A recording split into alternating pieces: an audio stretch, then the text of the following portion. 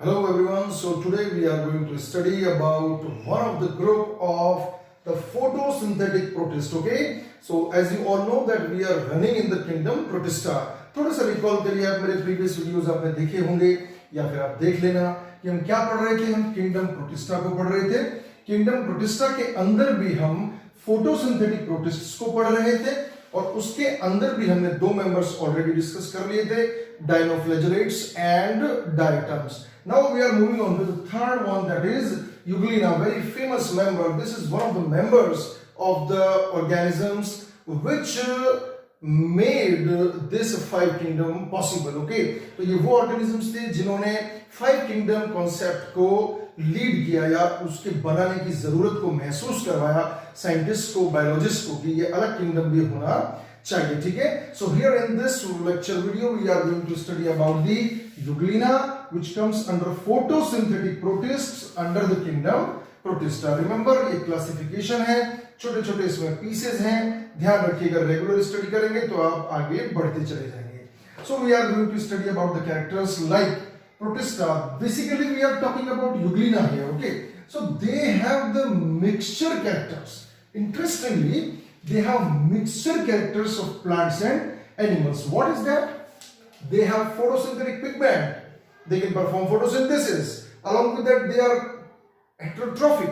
They can trap the food. They can absorb the food. So hence, they are showing the characteristics of animals. So similarly, you can see that both type of characters are coming within one organism. तो इसी organism ने ये problem create की कि five kingdom concept आना चाहिए या two kingdom से आगे जाना चाहिए. ठीक है, so they have mixture of plant and animals. Obviously they are unicellular, that is why they are coming under the kingdom Protista. Okay, they are flagellated. इनके पास flagella होता है, flagella होता है तभी तो मोटाई होता है.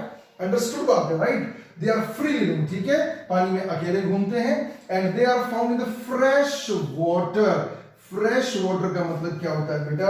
फ्रेश वाटर का मतलब ये नहीं है नल का ताजा पानी.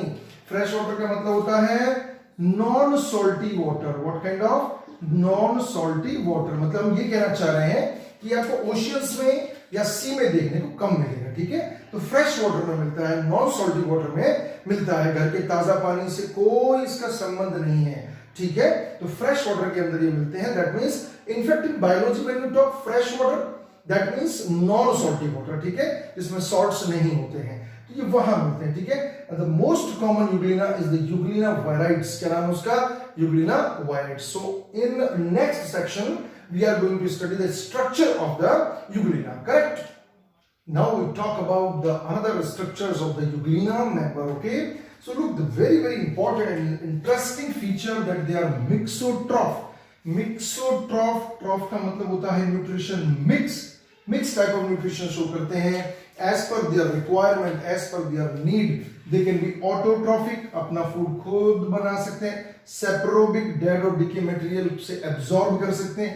होलोजोइक, होलोजोइक का मतलब होता है कि वो फूड को ट्रैप भी कर सकते हैं. Right, so this is a very unique character of the euglena. Right, so you keep on observing the figure there. I will draw it myself as well.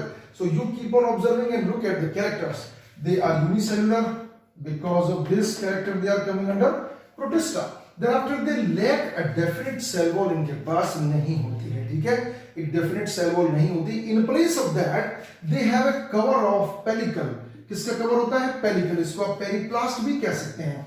Interesting structure देखिए, इनके अंदर mouth मिलता है. Mouth, ध्यान रखिएगा बेटा, स्टोम का मतलब होता है माउथ. आपने लीफ में भी पढ़ा होगा स्टोमा, स्टोमेटा, वहां भी उसका मतलब माउथ ही होता है. साइटो का मतलब सेल होता है. ठीक है, तो एक सेल का mouth cytostome and that open into the gullet. In fact ये फेरिंक्स की तरह होती है. That we call cytopharynx. Cytopharynx कहते हैं. ठीक है ना, ये इनके पास एक या एक से ज्यादा फ्लैजेला हो सकते हैं for the locomotion. Her flagella निकलता है बेसल ग्रेन्यूल से. किससे निकलता है? बेसल ग्रेन्यूल से. ठीक है, ये पहले भी हमने देखा था. इनके अंदर बहुत इंटरेस्टिंग फिनोमेना होता है आई स्पॉट या उसका एक नाम और भी होता है स्टिग्मा. आप भी जानते हैं आपकी बॉडी में आपकी आंखें क्या करती हैं. Your eyes receive light, they respond towards light. इनके अंदर भी ऐसा ही होता है. आंखें तो नहीं है लेकिन ये स्पॉट है, एक कलर का स्ट्रक्चर है that we call stigma or eye spot। ये ऑरेंज कलर का होता है। कैसा होता है? ऑरेंज कलर का होता है। और इसके अंदर जो पिगमेंट होता है वो होता है एस्टेक्सेंथिन। ये ऑरेंज कलर का होता है और इसके अंदर मिलता है एस्टेक्सेंथिन। एस्टेक्सेंथिन का मतलब ये पिगमेंट होता है जो इसको ऑरेंज बनाता है, ऑरेंज रेड बनाता है। ठीक है, तो ये लाइट को रिसीव करते हैं। ठीक, अपनी बॉडी के अंदर वाटर के बैलेंस को कौन मेंटेन करता है? किडनीज करती हैं। ठीक है, हम ज्यादा पानी पी लेते हैं तो यूरिन ज्यादा होता है, कम पानी पीते हैं तो यूरिन कम होता है। वाटर का बैलेंस मेंटेन किया जाता है। ये तो रहते ही पानी में है, कौन बैलेंस करेगा? कॉन्ट्रैक्टाइल वैक्यूल्स बैलेंस करते हैं। अमीबा में भी होते हैं। ठीक है, they have a single large nucleus and number of characters they have. ठीक है, अब हम बहुत फास्ट स्पीड से इसको ड्रॉ करते हैं, आप समझने की कोशिश करना। तो देखिए इस ऑर्गेनिज्म का स्ट्रक्चर क्या होता है, ये मैं यहाँ पर ड्रॉ कर रहा हूँ। ठीक है, छोटे से स्ट्रक्चर हम ड्रॉ करेंगे just to understand the Euglena.